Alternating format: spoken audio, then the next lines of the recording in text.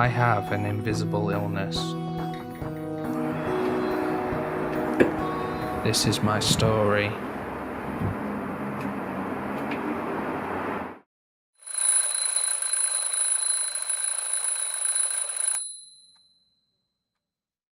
I'm Mike. I'm a 33-year-old father and partner. I'm also medically retired from the armed forces. I suffered a head injury which left me with memory problems, hearing loss, and anxiety and depression. I didn't realise this initial trauma would have a lasting effect on me. Over the years, I have had a few injuries not relating to my head injury, which have had an impact on the right hand side of my body, particularly my leg. This developed into chronic pain after an accident a year ago, which I lost my balance and broke 2 toes on my right foot and affects me daily. While I was in the process of making this documentary, my daughter asked me how I hide the pain I feel most of the time. Well, to be honest, it's a lot of practice. I try to put the pain in the back of my head, like section it off, and I try to subconsciously control it, which is a lot harder said. And it's very difficult for me to do a lot of things that require a lot of energy, because most of my energy is being used up for holding the pain back, so it doesn't hurt as much, so I'm not constantly thinking about it all the time, but it just makes me very tired a lot as a sort of consequence of that. I have found things that I used to take for granted, like walking or bathing, or even cooking a simple meal, a lot harder to do. Must concentrate more so that I can overcome the pain barrage that I get from my faulty pain signals. I try to take each day as it comes and focus on the minutes and hours rather than the weeks and months ahead. I like to make schedules and routines. This helps lower the stress and anxiety I feel daily. Pain is subjective, and in my case doesn't reflect the state I'm in.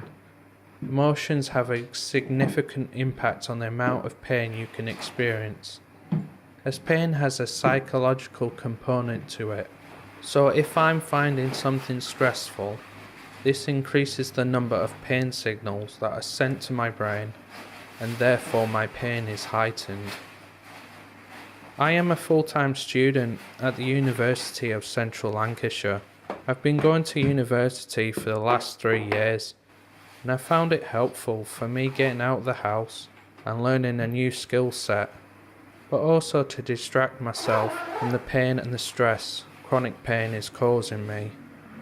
I find it hard to explain to people what my reality is like living with all this pain, as it's not visually present, so I put on a front to people and presume I'm okay, when in fact I'm under constant strain of receiving all this pain.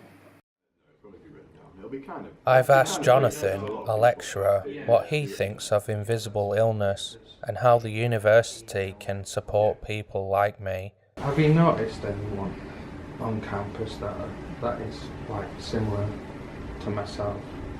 I haven't noticed too many people. Like I get told, I get an email about anyone with any disabilities. So it's kind of on the onus is on like me and every lecturer. So like I get an email every so often. They'll say this person is successfully registered as having a disability, and then all like maybe they didn't do it at the start of the semester, but they've got around to it doing it now. Yeah. And like loads of people like you wouldn't know. Like I'm kind of like, oh really? Like I have a list of all the students that I come into contact with and what their various kind of issues are. Yeah. So most of them, I was going to say most of them are physical, but I guess that's maybe not true. Most of them are some kind of like invisible kind of issue like that.